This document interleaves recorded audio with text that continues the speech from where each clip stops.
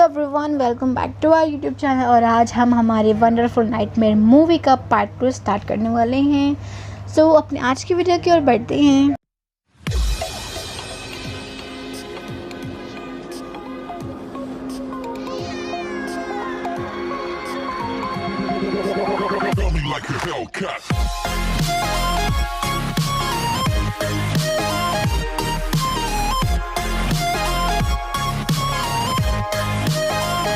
अब अपने बॉस की धुलाई करने के बाद तो वन अपनी वाइफ यानी कि यनवो को लेके वहाँ से चला जाता है। फिर हम उन दोनों को ड्रिंकिंग करते हुए देखते हैं। चाहे यनवो से पूछते हैं कि तुमने जो है अपना लॉ स्कूल बीच में क्यों छोड़ दिया था।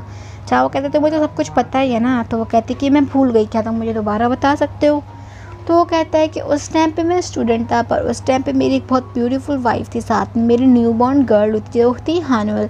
अब मेरे ऊपर फैमिली का बोझ आ चुका था, मतलब फैमिली की रिस्पॉन्सिबिलिटी भी आ चुकी थी, जिसकी वजह से मैं अपनी पढ़ाई आगे कंटिन्यू नहीं कर सकता था। मेरे बस मकसद यही था कि मैं रोज़ाना अपनी फैमिली को अपना बेस्ट दूँ, अपनी फैमिली को सब कुछ दूँ जो वो चाहते हैं। अब वान की ये सब बातें सुन के यनवो थोड़ी सी उससे प्रभावित हो जाती है। फिर हम दोनों को रात में सोते हुए देखते हैं, जहाँ पे वान कहता है कि कैंग चलो करते हैं ना, चलो करते हैं ना। तो वो कहती है तुम चुपचाने से सो जाओ, और कहती है इससे दो बोल क्या बोलती है प्यार से, ये तो बुरा ही, मतलब ये तो पूरा हॉर्नी बन चुका है। यहाँ पर लेटने जा रही होती है कि होरो उसके ऊपर रखता है अपना हैंड, एंड वो फिर उसे भी थपकी दे के सुनाने लगती हैं। यहाँ वो थोड़ा थोड़ा हारू को अपना एज अ चाइल्ड एक्सेप्ट कर लेती है। नेक्स्ट डे हम हमारी यनवो को खाना बनाते हुए देख रहे होते हैं, जिसके पास आती है हानुअल। अब उससे कहती है कि मुझे पैसे चाहिए। तो उससे कहती है तुम इतनी जल्दी कैसे स्कूल जा रहे हो, तुम्हारा तो स्कूल जाने में अभी भी 1 घंटा है ना, तुम्हारा क्या कोई बॉयफ्रेंड है। जहाँ वो कहती बिल्कुल नहीं। तो वो कहते हैं मुझे जल्दी से पैसे दो। तो वो कहते हैं पैसे के बदले में तुम्हें जो मेरा पार्ट टाइम जॉब से बैग आए हैं उन्हें फ़ोल्ड करके रखने होंगे। चाहे गुस्से में वो कहती कि मैं तो ये बिल्कुल नहीं करूँगी। और यनवो भी कहती है कि बेटा मैं भी तुम्हारी माँ हूँ, मैं अगर तुमने ऐसा नहीं किया तो मेरा नाम यनवो नहीं। यनवो की कॉलोनी में लग रहा होता है एक तरीके से बाज़ार, जहाँ पे हमारा हारू जा रहा होता है, पर वो अचानक नीचे गिर जाता है। एक शॉप का ओनर जो स्टॉल लगा के बैठा होता है वो हारू की हेल्प करता है, साथ ही उसके हाथ में बैंडेज लगाता है। इतने में वहाँ उनकी लैंडलॉर्ड आती है और वो उसे वहाँ से भगाने की कोशिश करती है। मतलब उससे कहते हैं तुम यहाँ दुकान मत लगाओ, बिकॉज उसने अपने पिछली बार का जो मतलब इस बार का जो किराया है वो नहीं पे करा होता है। यहाँ पे बहुत भीड़ लग जाती है, क्योंकि वो तो तमाशा क्रिएट करने में होती नंबर 1 है उनकी मकान मालिक। तो यहाँ पे यनवो आती है और वो कहती है कि चलो हारू घर चलते हैं। हारू कहते हैं कि इन अंकल ने मेरी हेल्प करी और ये बुरी आंटी उन्हें यहाँ से भगा रही हैं। अब जहाँ पे वो तब भी उसकी बात नहीं सुनती, उसे लेके जाने लगती है, पर उसे हारू के हाथ में बैंडेज दिखती है, जहाँ वो सच में समझ जाती है कि मेरे बेटे के हाथ में चोट लगी थी और उन्होंने उसकी हेल्प करी है। जिसके बाद वो भी फैसला कर लेती है कि वो उसकी हेल्प करेगी। यहाँ वो पूछते हैं कि यहाँ माजरा क्या चल रहा है, जहाँ उसे मकान मालिक बताती है कि इसने पिछले जो है किराया पे नहीं कराया। तो वो कहती है क्या इसने हमेशा का, ये क्या आपको कभी भी किराया पे नहीं करता। वो कहते हैं ये मुझसे हमेशा टाइम पे करता है, पर इस बार इसने नहीं किया। वो कहती है अगर इसने नहीं किया तो थोड़ा वेट कर लो, हमेशा देता है तो इस बार भी दे देगा। पर वो नहीं मानती। फिर वो ऊपर हाथ का इशारा करती है ऊपर सोलर लाइट्स पे। अच्छा, वो कहती है तो किसी कंपनी ने लगाया ना, और इसे लगाने के लिए कंपनी में तुम्हें पैसे भी दिए होंगे और तुम्हें हर महीने इसके पैसे मिल रहे होंगे जो कि हज़ारों में हैं। अब यहाँ सब लोग शौक के ये कैसे लगा। अब वो भी डर जाती है कि अरे इसे ये सब कैसे पता लग गया। वो कहती है क्या तुम इसे हम सबके लिए इस्तेमाल कर रही हो। हाँ, वो डर जाती है। वो कहती है क्या तुम्हें पता है तुम ऐसे किसी को यहाँ से निकाल रही हो, और साथ ही हमारे फंड के जितने पैसे आ रहे हो तुमने कभी भी उसे हमारे ऊपर खर्चा नहीं कराया, तो तुम कैसे मकान मालिक हो यहाँ पे। फिर वो सब लॉ सुनाने लगती है कि तुम्हें जो है 3 साल की जेल हो सकती है, साथ में तुम्हें 30,000 रुपये पे करने पड़ सकते हैं। यहाँ पर वो बेचारे डर जाती है और फिर वो उस आदमी से सॉरी बोल के चले जाती है। यहाँ सब लोग उनको कहते ताली बजाते हैं कि तुमने बहुत अच्छा किया, तुमने ये सब लॉ वगैरह कहाँ से सीखा। पर जहाँ वो सच्चाई नहीं बताते हैं और साथ में बस यही कहते हैं कि मेरे हस्बैंड ने मुझे ये सब सिखाया है। तो सब लोग यकीन मान जाते हैं, क्योंकि जो है हमारा वान वो तो कांग के साथ ही गया है अपने स्कूल में। अब यहाँ हमारी यनवो का इतना अच्छा इंसाफ सुनने के बाद हारू भी काफ़ी खुश होता है। नेक्स्ट डे हम यनवो के घर में देखते हैं, जहाँ पे हानुअल ने वो सारे शॉपिंग बैग्स को फोल्ड कर दिया था और वो पैसे मांगते हैं। जहाँ पे वो उसे पैसे देती है, पर वो कहते हैं कि तुम आज कहाँ जा रहे हो। क्या तुम्हारी आज डेट है अपने बॉयफ्रेंड के साथ? जहाँ वो कहती है कि वो मेरा बॉयफ्रेंड तो बिल्कुल नहीं है, एंड वो वहाँ से चली जाती है। यहाँ हम हैनुअल को उसके क्रश के घर में देखते हैं, जहाँ उसका क्रश उसे लेके आता है और उससे थोड़ी बहुत बातें करता है। देन वो हैनुअल के थोड़ा क्लोज आने लगता है। हैनुअल को थोड़ा ये अनकंफर्टेबल लगता है तो वो उसे मना करती है, पर वो तब भी हैनुअल को फोर्स करने लगता है। जहाँ हैनुअल की नज़र रखती है ऊपर लगे कैमरा पे, जहाँ वो सारा माजरा समझ आ जाता है कि उसके क्रश ने जो है ये सब सिर्फ सेटअप की थी ताकि वो ये सब का वीडियो बना के उसे बाद में ब्लैकमेल कर सके। अब यहाँ उसके फ्रेंड्स भी नीचे आ जाते हैं। वो गुस्से में वहाँ से जाने लगती है, पर वो लोग उसकी पिटाई करके उसे जाने नहीं देते हैं।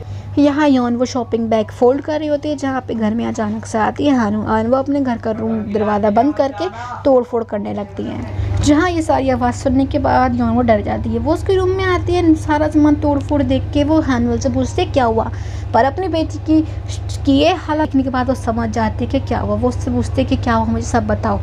जहाँ वो कहती कि मेरे साथ कुछ नहीं हुआ, वो उससे झगड़ा करने लगती है, बट लास्ट में वो सब कुछ यौनवो को बता देती है कि उसके साथ क्या हुआ। यहाँ वो रोती है और कहते हैं कि मम्मी क्या मैं स्टिल स्कूल जा सकती हूँ?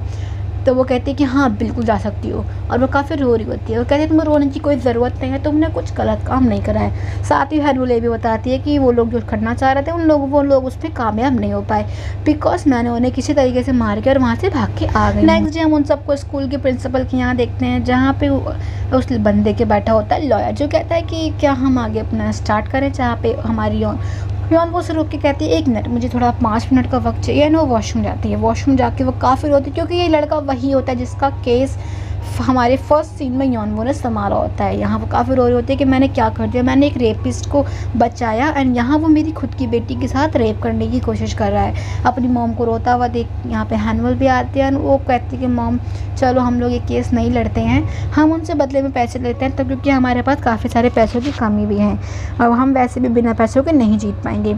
जहाँ पे यौनवो से कहते हैं कि किसने कहा कि हम बिना पैसों के नहीं जीत पाएंगे। अब वो दोनों साथ में जाते हैं। यौनवो हैनुअल से कहती है कि तुम नीचे क्यों देख रही हो, सामने देखो, तुमने कोई गलती नहीं करी है।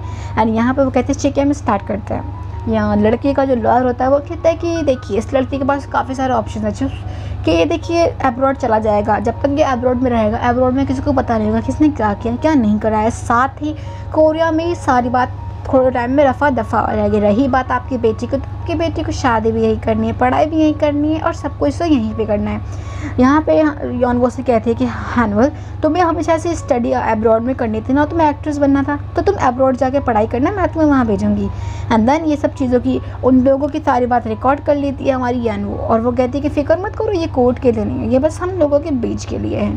एंड वो उनसे ये भी कहती है कि मेरे को लगता है कि इस लड़के को सबक सिखाने की ज़रूरत है और मुझे किसी पैसे वैसे की ज़रूरत नहीं है। जहाँ वो कहते कि आपने कहा ना कि अब्रॉड जाएगा, कोई बात नहीं, जानो दो इसे अब्रॉड, इसको मेरा क्या होगा, पर मैं इंटरनेट की सारी चीज़ें इस्तेमाल करूँगी, Facebook, Twitter, Instagram, YouTube and many other platforms. मैं सारे प्लेटफॉर्म यूज़ करूँगी जहाँ इस लड़के की फ़ोटो छाप के मैं लिखूँगी कि ये अटेम्प्टेड रेपिस्ट है, इसने रेप करने की कोशिश करी है।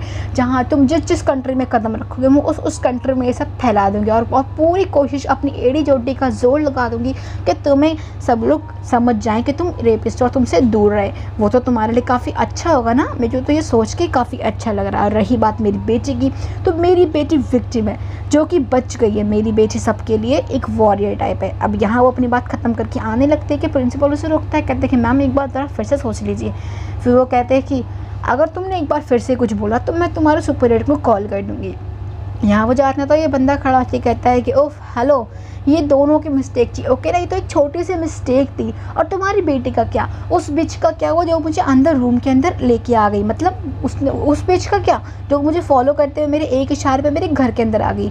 अब इस बात पे यौनवो गुस्सा होता रहा है, कहती कि क्या तुमने मेरी बेटी को अभी बिच बोला, हाँ तो अब मैं तुम्हें बताऊँगी कि तुम्हें क्या करना चाहिए। हाँ वो अपनी कराटों की स्टाइल के साथ उसके साथ ऐसा करती है और कहती है कि मेरी बेटी से माफ़ी मांगो, मेरी बेटी के आगे तुम कुछ भी नहीं हो। अपनी मॉम का ये रूप देख के हैनुअल काफ़ी हैरान कि भाई मेरी मॉम के अंदर ऐसा रूप भी है। यहाँ ये लोग बाहर होते हैं, जहाँ हमें पता लगता है कि यौनवो ने कहा है कि हम कोई केस नहीं करेंगे, बदले में उसने उनसे पैसे भी मांगे हैं एंड साथ में हैनुअल की अब्रॉड स्टडी के लिए पढ़ाई के लिए भी मांगा है। यहाँ दोनों के बीच में सारी चीज़ें बिल्कुल नॉर्मल पहले की तरह, मतलब सब कुछ सॉल्व हो जाता है। वीडियो को आगे शुरू करने से पहले मैं आप लोगों से कुछ कहना चाहती हूँ। अगर आप हमारे चैनल पर नए हैं तो प्लीज़ वीडियो को लाइक कर दें एंड साथ ही हमारे चैनल को भी सब्सक्राइब कर दें। इसके अलावा बेल आइकन को भी दबा दें ताकि आपको हमारे वीडियो की नोटिफिकेशन हमेशा मिलती रहे। तो अब आपके आज की वीडियो की ओर बढ़ते हैं। यहाँ अब यौन वो अपने आप को रियल में उन बच्चों की मदर एंड वाइफ समझने लगती है। वो सुबह उठ के अपने हस्बैंड को चाय पिलाती है, या हमारी हानवल को स्कूल भेजती है, उसे पैसे देती है सब कुछ फोल्ड करने के लिए, यहाँ तक कि हारू को भी इसके स्कूल के लिए तैयार करती है।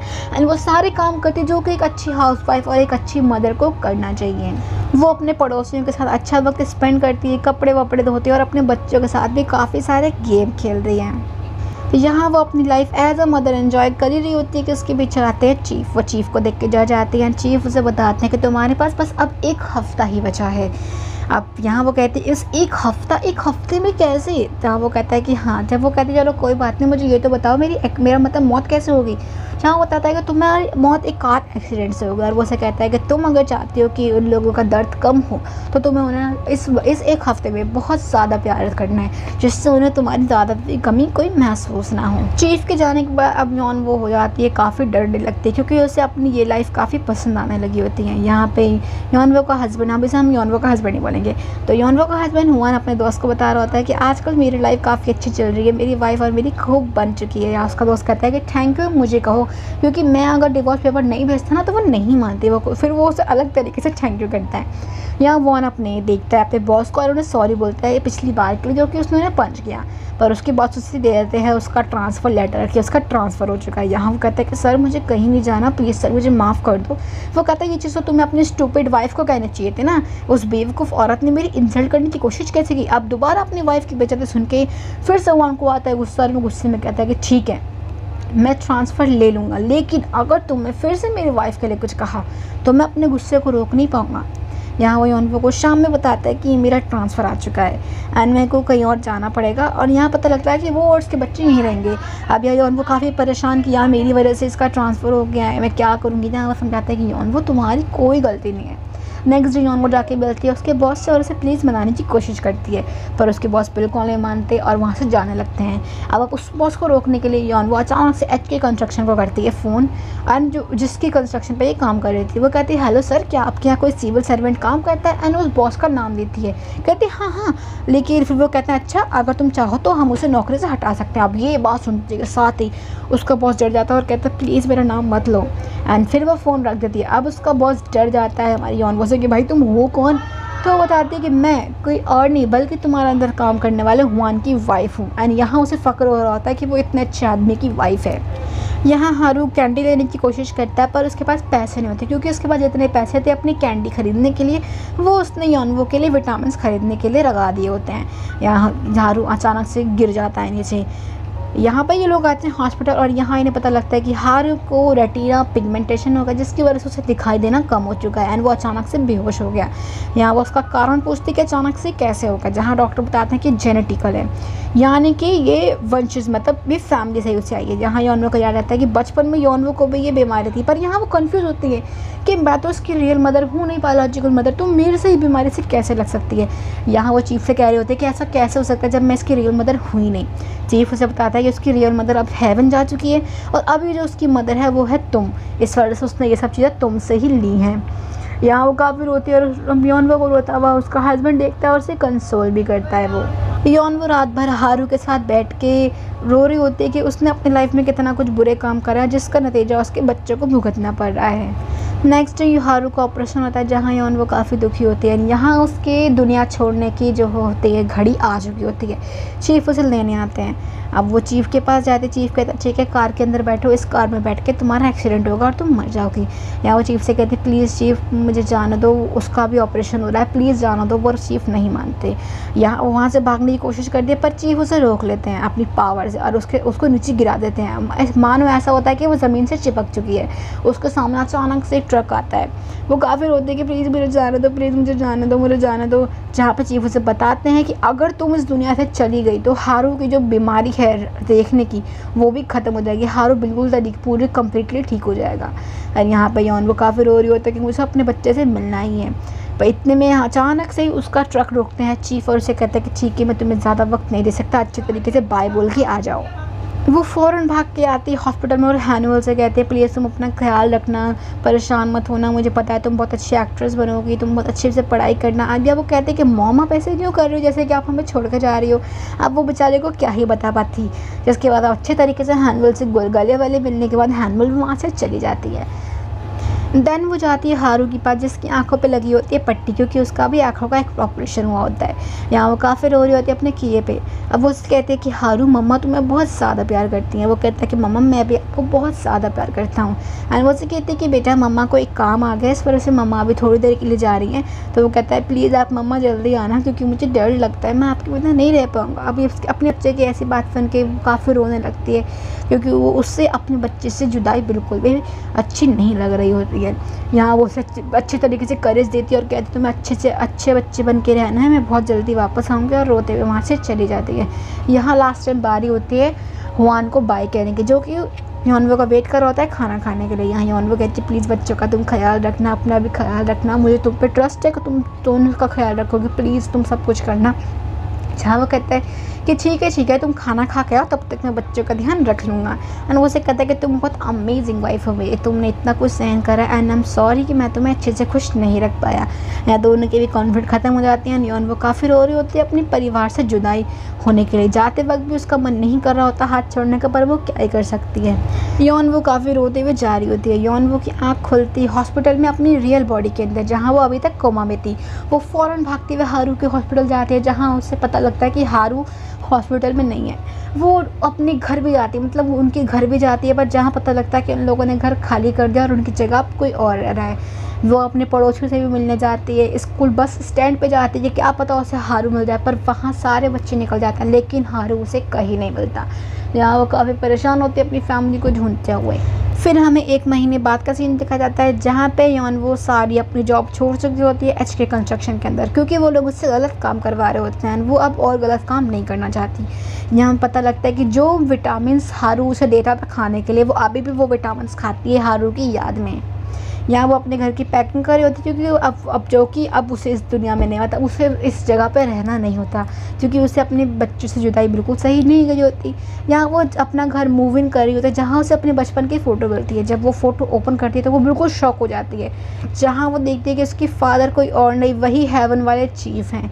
और वो काफ़ी रोती है कि फ़ादर मैंने आपको कितना गलत समझा, मैंने आप पे कितनी नफ़रत करी, मॉम आपसे इतना प्यार करती थी, पर मैं कभी उनके प्यार को समझ ही नहीं पाई। अब आज जहाँ मुझे खुद प्यार हो गया, मैं अब ये सब चीज़ समझ सकती हूँ।